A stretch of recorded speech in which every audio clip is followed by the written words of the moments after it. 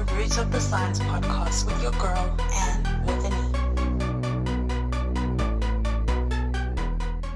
Hello everyone, and welcome back to another episode of the Root of the Science podcast with your girl, Anne with an E. Now, if you are new here, welcome. It's always so lovely having new people listening to the show.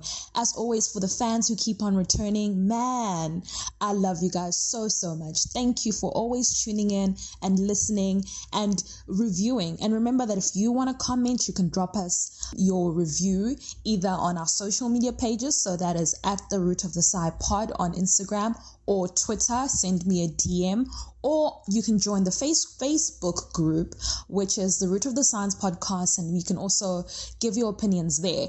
Most importantly, if you are on Apple Podcast, you are also able to leave a review. So now, speaking of all of these wonderful places, always remember that you can subscribe to your Apple Podcast, your Google, your Spotify, so that you're always in the know when a new episode drops. Now, let's get into today's episode. My guest today is Oageng Modise from South Africa.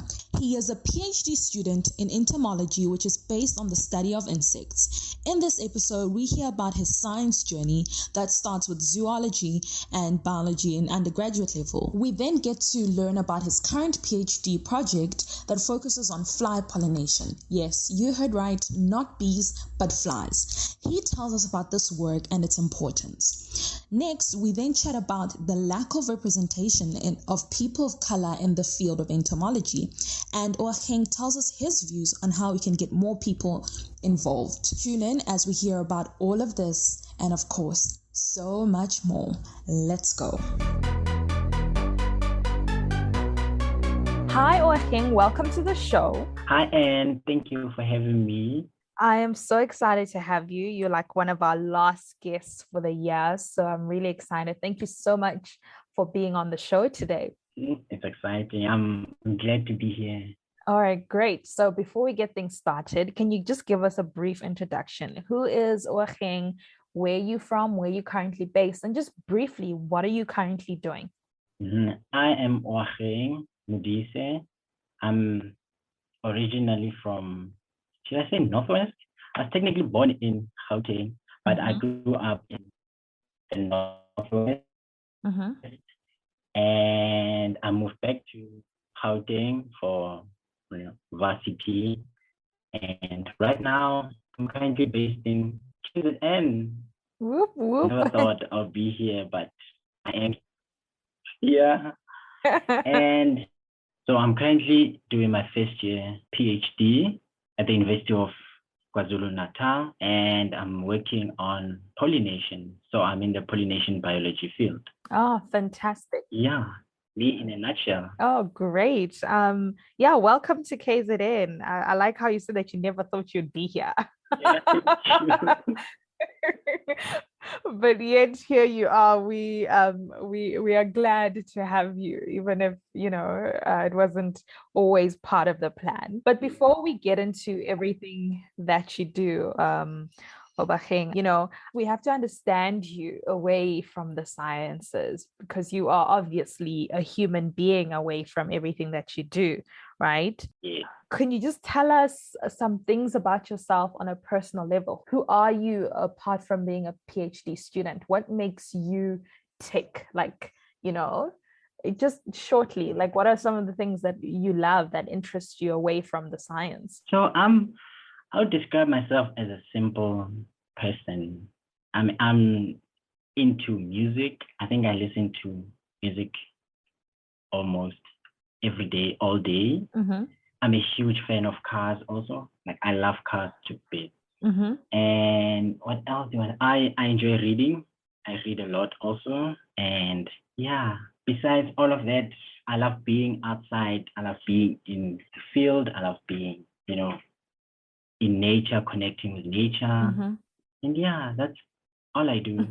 That's me. All right, fantastic. Okay, so you mentioned that you're a big car fan, right? So what is your poison? What is your dream car? Do you have one or do you have several? I have one. It's a BMW M5. Okay, sure. At least it's a car that I know. I thought you were gonna say something wild because I'm not great with cars. I was like, okay, I need to take out my phone. All right, I know that one. All right. So are you like a I'm a huge BMW fan. oh, fantastic. Is this a manual or is this an automatic? It's an automatic. Okay, okay. All right. No. It's very fast, Uh-huh. powerful, and beautiful. Everything. In what color? I'm sure you have a color in your head. Definitely blue. Oh, It has nice. to be. Yeah. Nice. All right. No, don't worry. It's coming when you become Dr. Modise. It's gonna come, you know. It will. I refuse. Yes, it's gonna come. No, great. We love to hear that you have this fascination. And you also mentioned you love books. So you like to Yeah. read rather. What sort of stuff Yeah. are you into away from these scientific journals, of course? Yes, I read fiction. Mhm. So I'm currently reading this Jack Reacher series. Okay. Wait. Yeah, I just I think I'm on like yeah. the sixth book. Isn't there a movie with Tom Cruise? Yes, there is a movie. And yes, there's two movies. Yeah. I was watching it the other day. Literally, I was watching that Yeah. movie. Oh wow, I didn't know that it's based off a book. That's so interesting. Yeah. Huh. Yeah, it's based on And the book. have you watched the movie? I've watched the first one. Mm-hmm. I know there's two. I haven't watched the second one. And when you've read the book now, did it give the book justice, or was it, how the creative direction goes a little bit different? On the character-wise, yes, the character is the same. Superhero, steering, Mm-hmm. a savior. But I prefer a book. Okay. Yeah, there's so much you can imagine from reading a book compared to from a movie, because I'm pretty sure when they make a movie they can't put all the points there. Yeah. But when you read, you visualize everything. Yeah, and that's the Yeah, beauty. book. That's the beauty of reading, though. Yeah. Okay, great. No, so we've understood you love the outdoors, you love cars, and you love to read. All right. So the outdoors part obviously comes in nicely with what you do with your field of study. So does this mean that you were always a fan of the outdoors? And then what was the reason? How did you get into science? What did you always know, like, this is the field that I want to get into? Or was it one of those things that sort of just happened? I think I would say I always knew I would go into the science field. Yeah, from where I grew up. So I grew up in a rural area back in Northwest. So I was always surrounded by, trees, grasses everywhere, animals, like you would encounter a snake a lot of times outside, insects everywhere, So I always knew that at some point I would go into science, because I've been exposed to the outdoors ever since I was a kid. So I always knew that that's what I want to do. So was it because of the stuff that you saw outside, like curiosity, or was it like TV shows that you're watching? Like how does, because you mentioned that you are in the rural areas, so how does a young Oageng be like, okay, science is that field that I'm going to do that, involves these two things? So I would say back then, I didn't know much about it, but I would say I liked being outside than, watching TV, being indoors. So when I started growing up and, I was introduced to natural science, started doing natural science, and I was like, oh, then I put two and two together, And yeah, ever since that time, I've always loved natural science and then life sciences, and that's where I am now.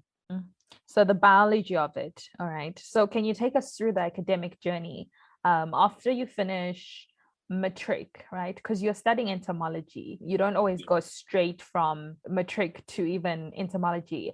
And even then, how did you end up? Can you take us to that journey of where you ended up from your undergraduate level until your where you are right now? So just journey us through, how did you start? Because I think you don't just go straight into first year and you're like, this is the specialization that I'm doing. So going into first year, I always loved life sciences and also geography. Okay.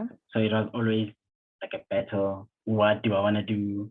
And yeah, so in first year, for my first degree, I did zoology and geography, Okay. which was very great because I can do both things that I like. So I did zoology and geography, and after that, in my honors, I had to choose between geography and zoology because I was already exposed to like zoology because my previous supervisor took me in when I was doing my second year. So I got exposed to the lab or everything related to zoology while I was still doing undergrad. So from there on, I decided to continue with zoology. And in zoology, I was basically, so in my honors and my masters, I was basically looking at the diversity of springtails, which are also insects. Okay. So I was focusing on the diversity, like which species are where. And eventually I decided I need to broaden up my space. And that's when I came to UKZN to do, like flies. Now I'm doing like entomology. I'm looking at flies. Okay. Wow. So wait, for your masters and your honors, etc., which institution were you at? I was at UJ. Oh, okay, University of Johannesburg, and then you decided to come this side. All right. You are working on flies. All right. I'm gonna ask you to take us through because can you tell us more about your PhD research, what you're currently doing, and just sort of like teach us, on why it's so important. Yeah. So for my PhD, I'm looking at fly pollination, but specifically in high elevation. So like, up the mountain. And the main reason for this PhD project is that, not a lot of attention is given to fly pollination. Most pollination studies focus on bees because bees are like, the most important pollinators. Yeah. But a lot of people also don't know that flies also contribute a lot to pollination. I mean, flies are like the second most important pollinators after bees. Wow. Yet a lot of people don't know that. Most people think when they see flies, they're like, oh, flies are pests, flies are, dirty and all of that. Yeah. Yeah. But they also don't know that they contribute a lot to, provision of ecosystem services in terms of pollination. Because without flies, a lot of plants, more especially in high elevation like regions, all those plants would die out if it wasn't for these flies. So for my PhD, I'm looking at these flies and their contribution to pollination. So I'm basically looking at different plant species that have been seen to be visited by flies, but we are not sure whether these flies contribute to pollination or whether these flies visit these flowers to, get some sort of reward, such as nectar, or do they lay their eggs on these flowers? So that's where I come in. So I basically investigate whether these flowers rely on these flies for pollination or not. And yeah, on top of that, also, we've also noticed that these flowers that I'm looking at, they produce, like funky smells, like unlike roses, like roses smell nice. Yes. And all of these flowers, they do not smell nice at all. Okay. They smell like pee, they smell like poo, they smell like rotten meat. Oh, wow. Yeah, and that's very interesting because they produce these smells in order to attract these flies. Yeah. Because like flies are attracted to these kind of smells. Yeah. Yeah. So now I'm trying to, for my PhD, I'm gonna look at which exact compounds in these smells attract these flies. Wow. It is very interesting. Yeah. It sounds interesting. Do you by any chance know the common and the scientific name? No pressure. So these flowers are called angiosperms. Oh wow, that's so interesting. No, Oageng, like you were so spot on in the beginning because like I'm sure when you tell people, even when I was reading about what your research is about, I was like, flies, oh my gosh, and in South Africa, it's summer here. So the flies will not leave us alone. I think there was even last year where I just felt like the flies were just crazy. And like you said, we see them as pests. Most people see them as pests, right? We don't understand their benefits because to us it just seems they are bothering us. They poo in our food or vomit. I don't know what that thing is, but they do those things and it's disgusting. It's gross. They are attracted to those weird smells, like you said. So it's quite interesting that you said that flies after bees, because bees have got such good PR. Like, bees are the life force. They are the things that so it's quite interesting that you said that after bees, they are the most second important pollinators, and it just goes to show why your research is so important. And maybe after your investigations and your findings that you find conducting this research, maybe the PR for flies, they can get a better name, right? Yeah, that's true. All right. No, that's so interesting. I love it. Okay, so would you call yourself an entomologist, or are you saying you are working towards an entomologist and to being an entomologist? I would say I am an entomologist, but I would also say, in a broad sense, I'm a biologist. All right.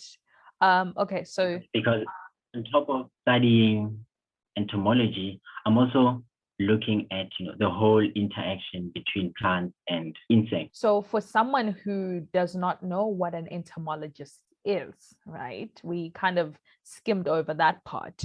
Can you just explain to a layperson, what does an entomologist do? Like, for you, what does your work involve, or would it involve in a normal everyday general setting? What is an entomologist? So basically, an entomologist is someone who studies, insects. Mm-hmm. And the way someone studies insects can, vary in like a lot of sense. So you could study insects by looking at old museum collections and trying to re-identify insects, Mm-hmm. because a lot of these scientific names tend to change as time goes. You find that some insects were classified in another name, but that wasn't correct because not enough research was done on that. So you could study insects by, classifying insects and renaming insects, or just like what I'm doing, basically looking at their interactions with the environment. You could also study insects in terms of, using them as indicators of environmental change. Mm-hmm.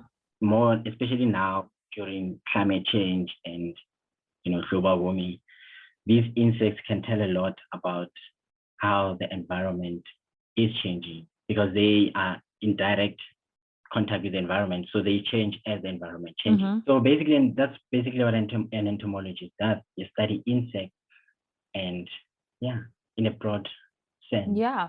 It's quite interesting that you brought up the museum aspect of it, because it's very broad. You can also be you can work in the museum, and I think you can also work in the lab, and you can also work in the field, right? Am I correct in saying that? Yeah. You can also work at farms, Okay. because in order to produce food, Mm. those food, in order to produce fruits, they rely on insects and other pollinators. Wow, that's so interesting. So this is very, very broad, and I hope for somebody who didn't know, this can sort of interest them. And this is a follow-up question, Oageng. When you think of these types of fields, be it entomology, zoology, previously there's not a lot of people of color in those fields, right? So given your time that you've been doing, obviously you're really passionate about this. How has your experience been being a person of color in this field? Is it opening up? Are there more people getting into this field, or there's still a space for more people of color to actually join this field? From my personal experience, I would say there's still more for people of color. Yes, now there's an increase in people of color in this field, but we still have a long way to go. And I would say this, it's because most people of color are not exposed to these opportunities from a very young age. So these things are not known while you're still very young. So I would say that there's still room for. So what do you think needs to be done? What more needs to be done? Because you mentioned that it's because for example, Black kids or, African kids, even at a more continental level, or even other races like people of color, they are unexposed to these fields. So what do you think needs to be done for us to get more people who look and sound, like one of us into these fields, in your opinion, though, of course? For me, I would say, exposure. I would say, especially us who are already in this field, people of color in this field, I feel like it is up to us to put what we do out there so that more people of color can be interested in what we're doing and in this field. And in order to do that, we need to advertise what we do. We need to tell people what we do. We need to reach out to like schools and tell the learners that there's more opportunities out there.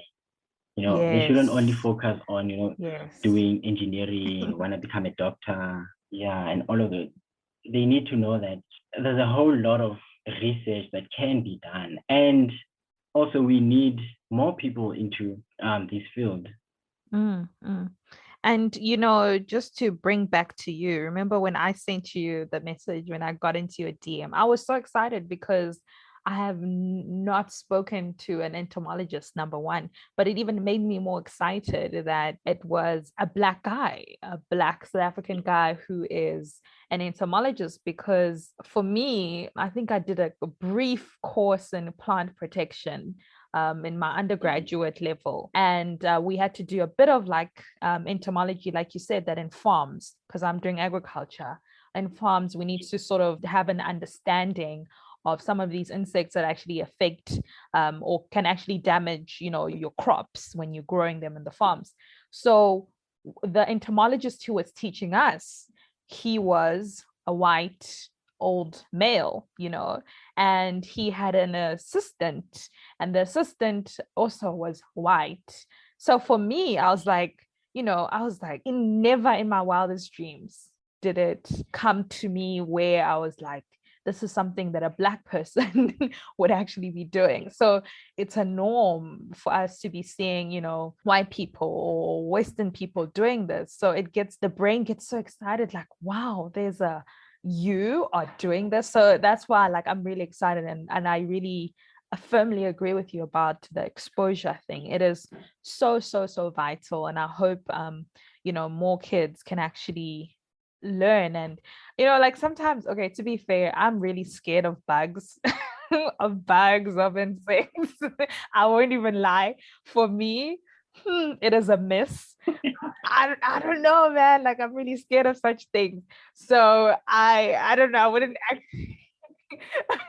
Oh no, but it's the thing. Didn't you have that? Were you always just curious about it? You were never scared of these insects? Well, I was always scared of things like bees because they bite and other things, but like flies and bats. And no, I don't know. I don't think I wasn't. All right, no, for me, I just think of creepy crawly things, but I think it's because, like I said, they have a bad PR, is that these things will bite you or whatever. So if we have more information, I don't know, spiders are actually, because they could be some spiders that are beneficial, I don't know, I'm just assuming this, but because we just have this bad connotation of spiders or creepy crawly insects, so it challenges the brain and it shifts the brain to be like, oh, actually maybe it's not so bad if somebody's actually studying on these insects. So I really appreciate your field. It's going to make me have a second look at flies specifically. Yeah. And also I feel like it also comes down to the information we got as kids. When we were growing up, we used to be told, no, these things are, pests, they're irritating, they're dirty. But then when you grow up, if you don't think about these things and obtain more information on your own, then you're never gonna know if what you know is true or not. So I feel like we always have to be open-minded about these things. So you mustn't always just take information that we get, but you must try and expand on it for ourselves.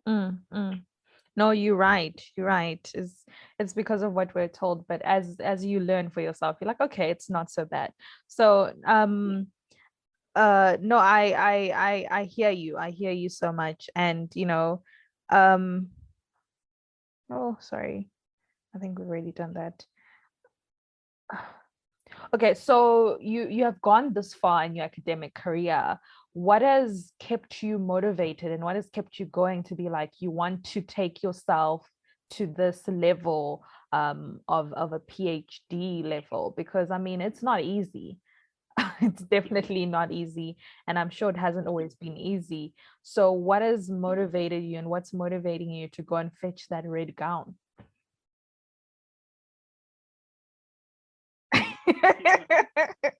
Yeah. I mean, the ultimate goal is the red gown.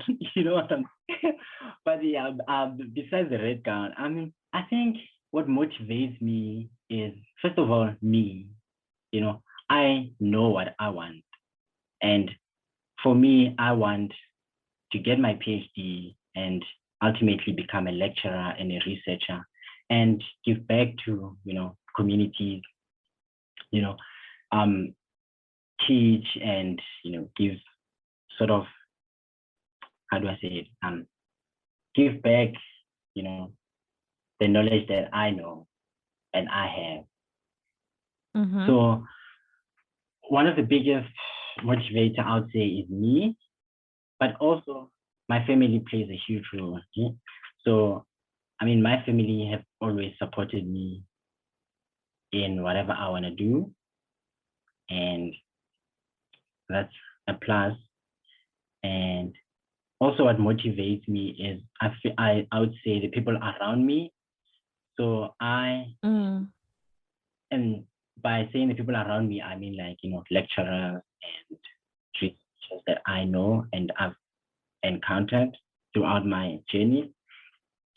And yeah, I see myself, along on the same Nice. level as those I love people. that, And that's where I want to be. because there has to be, as much as the red gown is the end goal, sometimes we need to have a deeper reason to keep going on, because it's not always going to be easy. So the fact that for you it's your circle, be it your friends or your fellow academics, or even your family, I think, and also like you said, that you have this vision or this goal for yourself of where you want to be and what you want to do, that I think is always going to be something that you sort of can go back on when it gets really hard.